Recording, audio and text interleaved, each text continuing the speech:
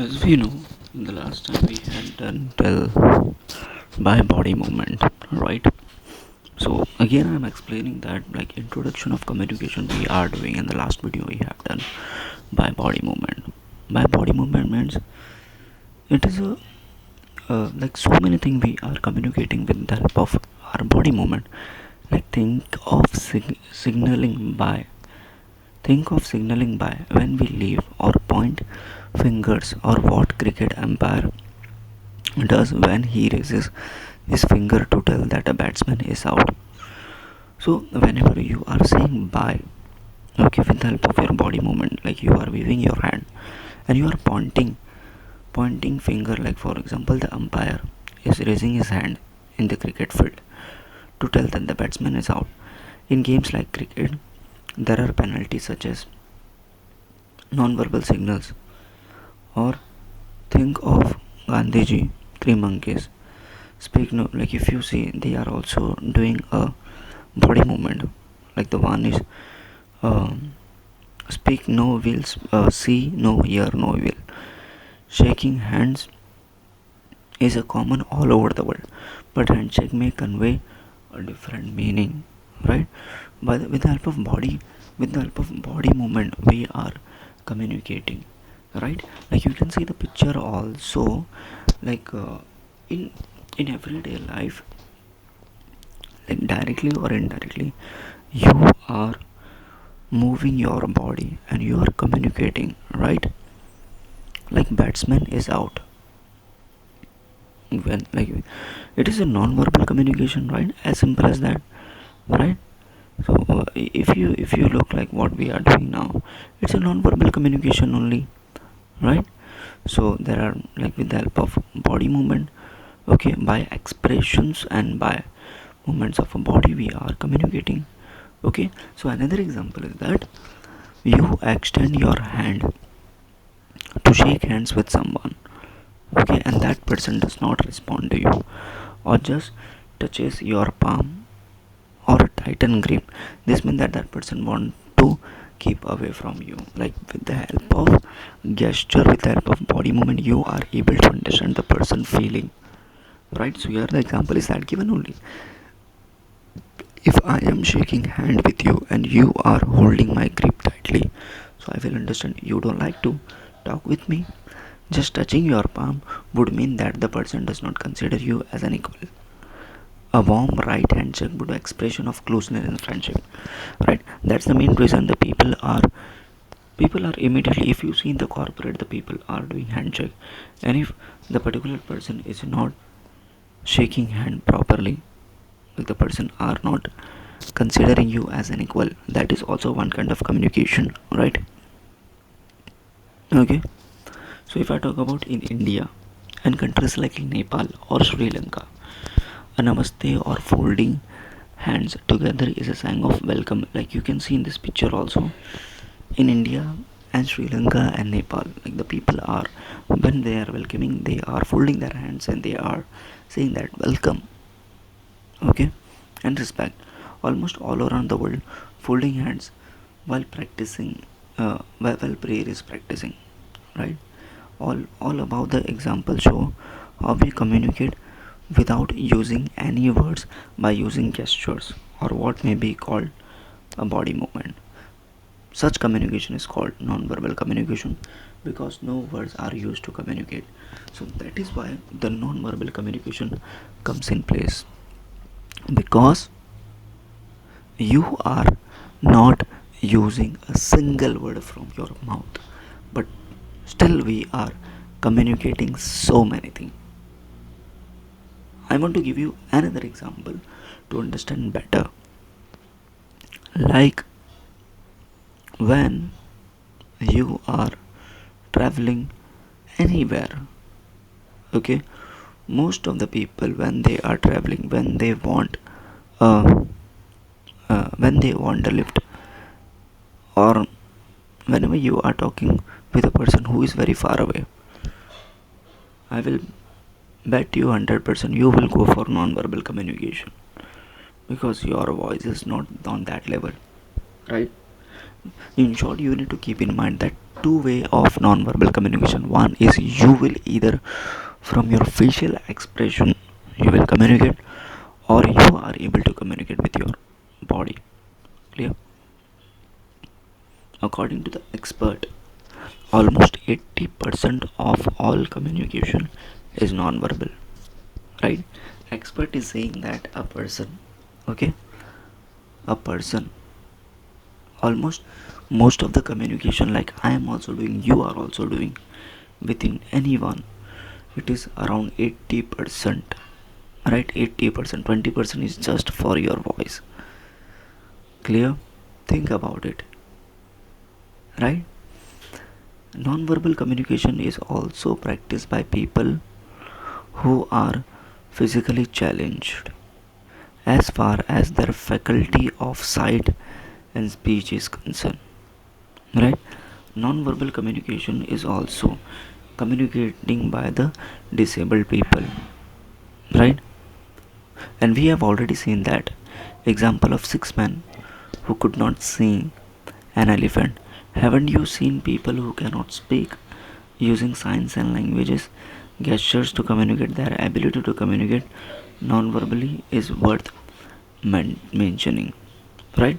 So we can say that, like, when you are expressing yourself, it doesn't matter you should have a voice.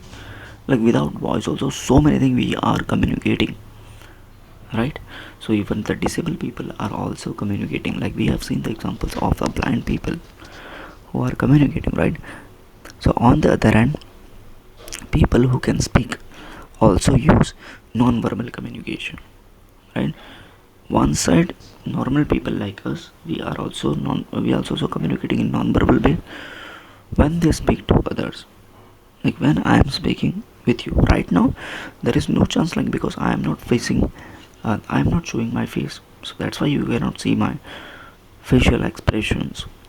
Think of someone who speaks to a large number of people, like a political leader like Narendra Modi, here it is LK Advani, Sonia Gandhi, spiritual or religious leader Prashant Acharya, or any other person, okay, or social activists like Medha Patkar, Aruna Roy. All of them use a lot of non-verbal communication. Look at the speaker pointing fingers or raising hands or counting fingers or moving their arms. Even you can see your teacher also when they are talking with you. Even the teachers are communicating in a non-verbal way, right? Non-verbal communication is not universal or done in the same way by everyone in the world. Non-verbal is not universal. Everyone is not. It is subjective. Nodding of head may have a different meaning for people for different parts of the world. We Indians force hands for welcome somebody or to pray. People in Europe force hands only to pray or and saying namaste. As we do by folding hands is not known to them. They also do not welcome people the way the Indian people are doing. Clear? So I can simply say that as a human being, 80% of your communication are gone out through your body movement or facial expression, right? Like you can see the example of your teachers or a political leader. Even they are also communicating in non-verbal way when they are gesturing, when they are pointing, when they are facial expression, or many more. And non-verbal is a subjective, it's not a universal. In Indian, if if Indian people are folding hands, it means that it's a pray, but sorry, it means that they are welcoming or praying. But Europe side, the people are just for mean for praying, right? And those people is welcoming is something else, handshaking, hugging, and all. Okay, so now you need to name the five senses used by human being for communication, right? What are the five senses for communication we are using? You can say that uh, hearing, speech, touch, right, gesture, everything, right? What do you understand by non-verbal communication? It's very simple now. You have understood.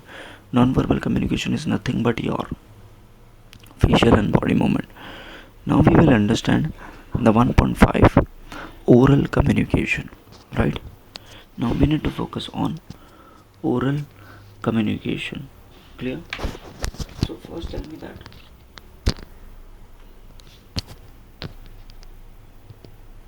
what do you mean by oral communication? Oral means from, by the name itself we can say from mouth only, right? After a man develop a speech, we start communicating orally, right? So here it is saying that when the man has developed a speech and we start communicating orally, obviously when I am talking with you, speech is required. Without speech I cannot able to talk with you, uh, right? It is like a child. It is like a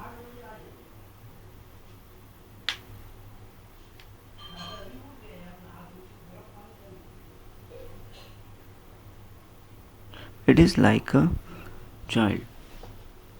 It is like a child who learns to utter word first. Like you can say that when you see the child who learn to uh, utter word first and then speak, right? Obviously, like if you see the birth, whenever the small children they first babbles, then they utter word first, then they learn the language or speak. Oral communication is a skill that is develop or evolve. Okay, it is a one kind of skill that is develop and evolve over a period of time. It uses languages. This would mean the words and sentences, and the words do not stand independently. The words do not stand independently to communicate. If you say sky or blue or high, they may not mean much sky. Like for example, if I say YouTube, YouTube, YouTube, you will not understand, right? It's a proper sentence you have to talk. These words are just a symbol. The moment you say the word sky, the listener would be able to imagine this. Blue means color. High would mean above, above your head. In oral communication, we group words into what we call sentence. So whenever we are communicating orally, we are grouping the words, not only independently saying the word, grouping the words and conversation and communicating, right? What we call and which we convey the meanings, right? So that's why the sky is blue, the sky is high, the sky is both blue and high, right? Obviously, it's simply it is saying that oral communication, when I am talking with you, I am not saying talking. I am using the group of words to make a meaning. You will, like if I say the words also, then also you will mean it, but in a different way, in your own way. Okay, in the above group of words or sentence, we have arranged words in such a way that they make some sense. Okay, and when we say full sentence where right words is placed at right place using grammar or the rules that govern language, if would result in understanding. Otherwise it will just be using some words without any meaning, right? Without any meaning. Clear? So it is very important in your home when you are talking orally. So you are not talking like this. Like if you want to say mama give me my charger, so you are saying the sentence properly. And if you are not using the sentence, so you will like this charger. And if you are if you are not orally talking and using the group of words, then the other person or the opposite person will not able to interpret you, right? The problem will come when we talk about Indian ancient wisdom. Okay, when we talk about Indian ancient wisdom, okay, when we talk about Indian ancient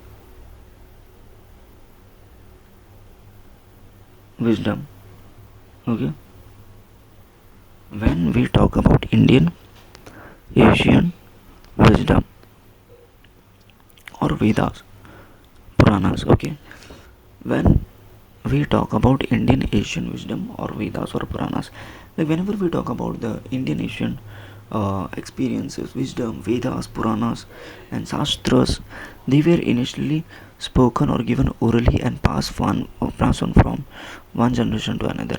In India, we have this very strong oral tradition. This advantage of oral communication are spontaneous and natural, is therefore easy for others to understand. So, if I talk about the old generation people, each and every Vedas and knowledge is passed on through oral communication only, right? And it is spontaneous, it is natural, it is easy to other understand, and choice of words generally suits the listener, and it is supported by non-verbal communication, right? So these are the advantages of that. Advantages of communication is nothing but like it is natural. Like when we communicate, it's a natural thing, it's easy to understand for others, you have choice of words generally suits the listener, and it supported the non-verbal communication. Every time like every time you oral what is the advantages? Like oral communication, it support the non-verbal. Like if I'm communicating non-verbally, it will take time, it is less time consuming, right? The communicate uh, the communicator or the person who communicate is always physically available, right? Like I am physically available with you to communicate, it can develop a close relation between speaker and listener, obviously. So what are the disadvantages of oral communication? Now we will say advantage, we have looked. Now disadvantages: the words spoken disappear into the air, right? Whatever word you are spoken, it disappear, the words are temporary. So whatever words I am speaking, it is temporary, it is not permanent. Okay, this is the first. The words are not permanent, unlike say written communication. Written communication, it's a permanent, but oral, it's not permanent. What is heard is often forgotten. So people cannot capture what you have said, it's forgotten. Non-verbal communication that supports oral communication may not be understood by people from other culture, right? Obviously supported by the oral communication. Like for example, if anyone is communicating with you non-verbal, but they are using oral communication with different language, we are not able to understand them. Clear? So just now we have looked about the advantage and disadvantage of oral communication. Modern modes of communication like telephone, invented by the Graham Bell. Telephone is invented by the Graham Bell in 1876, and radio, invented by the Marconi in 1901. Okay, use oral messages, and this invention have help in communicating instantly over a long distance. And you will learn more about radio in the later module, right? So if I talk about the Graham Bell is invented telephone, and Marconi invented the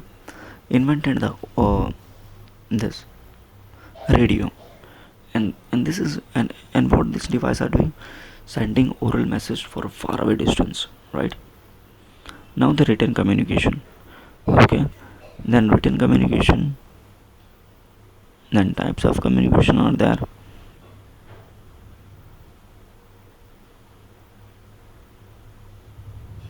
Okay, so now focus on the written communication.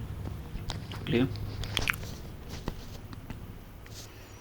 Written, oral communication, non-verbal communication we have done, oral we have done. Clear?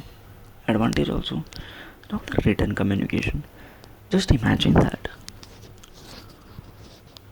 in your school education they are demanding from you a written communication, mostly because it should be recorded. Otherwise, if you will give the oral exam every time, it should not be recorded, right? Clear? Language and writing developed much later in man's early history. Okay, the languages developed very far. First they have started speaking signs and symbols. The language was developed later in the man's early history. The earliest script is supposed to be found in China, right? The earlier script is supposed to be found